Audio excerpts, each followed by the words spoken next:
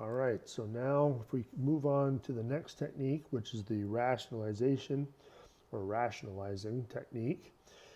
This technique is important because sometimes you can't factor a rational function to get that common factor to cancel out. So you have to have another technique.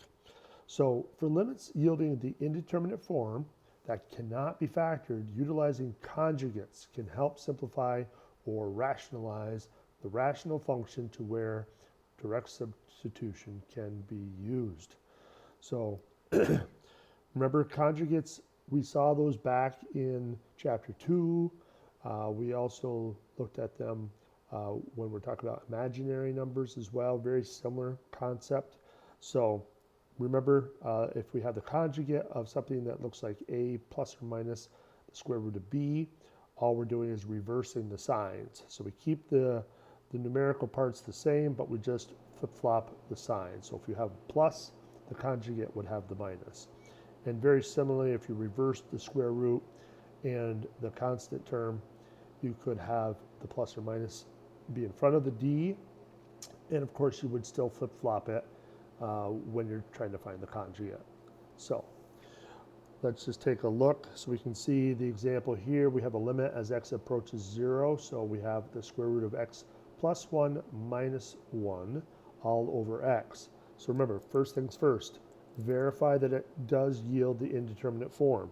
So if we plug in 0, the square root of 1 is 1, 1 minus 1 is 0, and we do get 0 over 0. So that's very important. You have to have that be in place before you do anything. So otherwise, direct substitution will be your answer. So now, we can multiply the top and bottom by the conjugate of the top. So we have that square root, and then we have the minus here, so we're going to use the plus for the conjugate, and we're going to do it on the top and bottom. Since we don't want to change the original rational function, we want to multiply it by 1, essentially. So as long as we have the same thing on the top and the bottom, we're not changing our original rational function. And now you just have to simplify it. So in this case, we're just going to FOIL it out. So the square root times the square roots cancel out and give you the x plus 1. Inside is going to be a negative of the square root. Outside will be the positive of the square root. So those are going to cancel. And last would be the negative 1 times positive 1, which is negative 1. The bottom, you can see we don't need to multiply it out. It's actually better if you leave it factored. So we'll just put the x in front of the parentheses, and that's what we have here. And now, look at what happens. If you simplify the top a little bit, the plus 1 and the minus 1 cancel, so those are going to go away. And then all you have left are these x's, and those will go away as well. Those will cancel out. So you're going to have a 1 and a 1. So we can carry that over. So the only thing left on the top is the 1. On the bottom, we can lose the parentheses now. And so we have the square root of x plus 1 plus 1. And now trying direct substitution again, we can see we can't get 0 over 0 because the top is 1. So we know we're going to get something valid out of it. So if we got 0 plugged in here, square root of 1 is 1, plus 1 is the 2. So 1/2 should be that limit. So let's try a couple examples and make sure we have this down. So we have 2 examples. Again, we want to do this algebraically. So first things first. So let's substitute that 0 in and verify. So we get 0 on the top. And if we plug in 0 on the bottom, square root of 3 minus square root of 3 is 0. So we do get 0 over 0. So now, if we multiply top and bottom by the conjugate, so we can rewrite the original problem.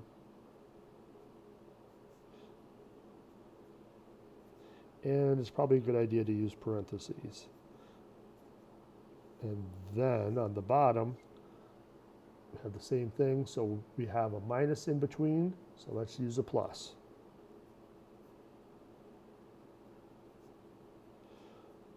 And do the same thing on the top.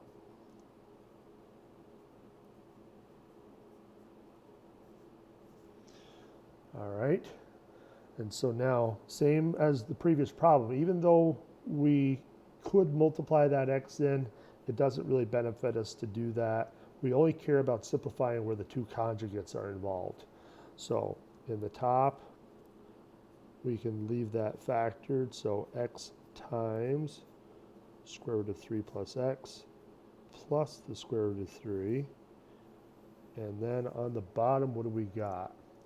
So we got to FOIL it out. So square root of 3 plus x times square root of 3 plus x. So that's 3 plus x. Our inside and outside, you can see, are opposites, so those will cancel. And last but not least, negative square root of 3 times positive square root of 3, which would be minus 3. And now let's simplify. So we can see if we lose the parentheses, the 3's are going to cancel out first. And then secondly, our x's will cancel out next.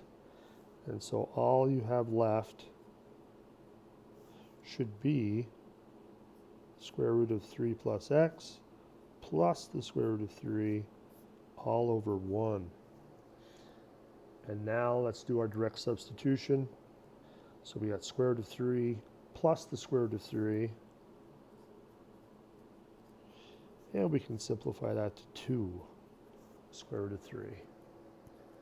So nice clean answer. All right, let's do one more.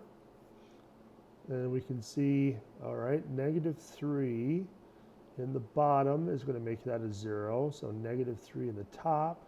7 and negative 3 is positive 4. Square root of 4 minus 2 is 0. So same problem. Got that indeterminate form, and we can't have it. Now, when you use that conjugate, like I said, I would recommend putting in parentheses around the whole thing. Let's do that on the bottom as well. So our conjugate on the top should be the plus, whoops, extended that square root a little too far. All right, and let's do that on the bottom. And let's simplify. So on the top, let's FOIL that out. So the square roots are going to go away. So x plus 7. Our inside and outside are opposites, so those will cancel. So negative 2 and positive 2 will be a minus 4.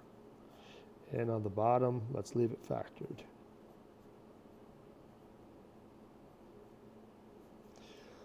All right. Well, if we do a little bit of simplifying, so we can see that this plus 7 and the minus 4 will combine to give you a plus 3. So we have an x plus 3 on top, and we got an x plus 3 on the bottom. So all of this is going to wipe each other out. And so we get a nice simplified version. So 1 is on top, and the square root of x plus 7 plus the 2 on the bottom.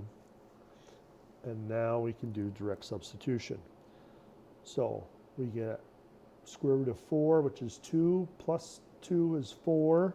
So this looks like it should be 1/4. So not too bad, as long as you're careful with that algebra. The algebra is the big thing, making sure you do it right and don't oversimplify it. You know, like I said, leave that factored out. It's going to be to your advantage if you don't multiply that in. Only combine the conjugates and simplify that down as much as possible. So, all right, so that wraps up the rationalizing technique. Now, before we end this video, I do want to jump into the one-sided limits. So one-sided limits are very interesting because sometimes when you don't have an overall limit, you might have one-sided limits. So let's define it a little bit more specifically. So one-sided limits are limits that approach a specific x value from one side, either the left or the right. So a limit that approaches c from the left is denoted by, it's very hard to see, but you got the limit, and then you have x is approaching c, and there's a little exponent in there of a minus sign. So that minus sign on the C, it looks like an exponent, but it's a minus sign. That means it's approaching from the left. Just the opposite, when it approaches from the right, you can see it's a little plus sign. And maybe I can zoom in a little bit more, just so you can see it. So you can see the minus sign is there, and then the plus sign is there. So again, the left is minus and the right is plus. Very important. So let's see how this works. Now, we have a limit that we've talked about in the previous section, one of those limits that does not exist. So if we had the limit as x approaches 0 all by itself of this function, then we know that this does not exist. Now, it has a 2 in there, but that doesn't really affect anything. It's still going to make it not work. So now, how can we look at the limits, the one-sided limits? Well, let's get a drawing just to have something to reference. So I'm going to put it over here on the right-hand side.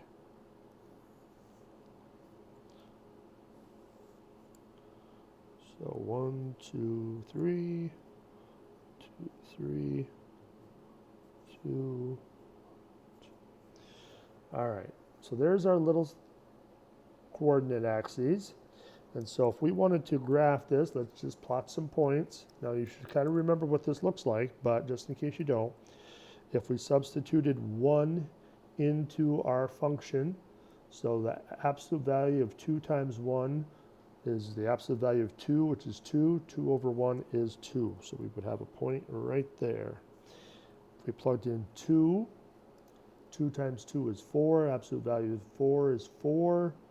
4 over 2 is 2. And 3 would give us the same value of 2. And it would always do that throughout the whole thing. But when you plug in 0, there's nothing there. So we're going to just put in an open dot there. So that would be the right side of the graph. The left side is a little different now. So if we plugged in a negative 1 in here is going to be a negative 2 when you multiply it, but the absolute value of that is positive 2. Positive 2 over negative 1 is going to be a negative 2. So now, and we're going to see a very similar pattern, except they're all going to be negative 2. So we'll have an open dot down here, and we'll just fill this in. And so there would be the left side of the graph. And so now, let's take a look at these limits. So if we've got the limit as x approaches 0 from the left of the absolute value of 2x over x, so what does it look like it's approaching? So again, we're approaching x from the left. So it's going to the left, and it's coming from the left, and we're working our way to the right. We're working our way closer and closer to x equals 0. So as we get closer and closer to x equals 0, what does it look like it's approaching? It looks like it's approaching negative 2. So because that's what it is all the way through here. It's always negative 2, and so that's what that limit is going to be. Just the opposite as we approach x from the right. X equals 0 from the right. So again, we're writing on the graph. We're working our way to 0 from the right-hand side. And again, we're always on positive 2. And as we get to 0, it looks like it's going to hit positive 2. And that's what the limit is going to be in this case. So again, you're just writing on it from one side and looking at what does it look like it's going to hit. So it looks like it's going to hit negative 2 from the left. It looks like it's going to hit positive 2 from the right. But since those limits are not the same, the overall limit is still valid. It doesn't exist because now you're looking at it from both sides. So one-sided limits are going to exist almost all the time. but they help you determine the overall limit. So let's try one example and then we'll close this video. So what do we got? Find the limit, if it exists, by evaluating the corresponding one-sided limits. And so the limit as x approaches 2 of f of x, where f of x is equal to this piecewise function. So we got 3x minus 2 as when x is less than 2, and then 8 minus this x squared as x is greater than or equal to 2. All right, so how can we do this? Well, we could draw a picture, but do we really need to? And the answer is no. So, and I'll show you why. Let's first write them out what we want. So we want the limit from the left, and we want the limit from the right.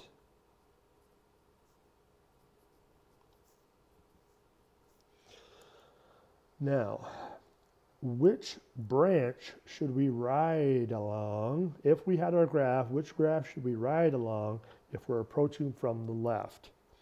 So, are we going to be riding on the top curve or the bottom one? If we're approaching from the left, so if we're approaching from the left, we want to be less than that value of 2. So in this case, we should ride on this top curve. So what do we do with that? Well, let's see what happens when we plug in 2 just in the top. So if we plug 2 into the top, it's 3 times 2 minus 2. So 6 minus 2 better be 4. So as we get closer and closer to x equals 2 from the left, it looks like it's going to hit 4. It doesn't ever quite reach it because remember, we're strictly less than 2. So it's going to be an open dot potentially at that spot. So let's just draw a quick little sketch. It doesn't have to be perfect. All we care about is where x is equal to 2. So when x is equal to 2, it looks like it's going to hit 4. We don't know. We know it's a line. We know it's got a slope of 3 and all that other business. But we don't really care about the specifics. We just care about what's happening at 2. So on the left-hand side, it looks like it's going to hit 4. It doesn't quite reach it because of that strict inequality. Now, what about from the right-hand side? Well, you could probably surmise that we should be using the bottom branch now, so the bottom curve. So if we plug 2 into the bottom, what do we get? So 8 minus 4 is 4. So now, if we're approaching from the right, again, it's a upside down parabola because of the negative in front of the x squared. So we could kind of get some information about that. Now, I'm thinking it's going to be coming down from it, but again, it's a curve. But the important thing is that now we should have us be a solid dot because it's greater than or equal to. So now we have a solid dot there. So the point is that these two graphs are meeting each other. If they're meeting each other, then that means the limit exists. And so we can kind of see that since these one-sided limits are the same, our conclusion is that the limit as x approaches 2 of f of x equals 4. So all because those one-sided limits are the same. So when they're different, the limit, overall limit does not exist. But when they're the same, it does. So very cool and important feature of limits. So let's stop there, and then the last video is going to give us a little taste of some calculus. So see you soon.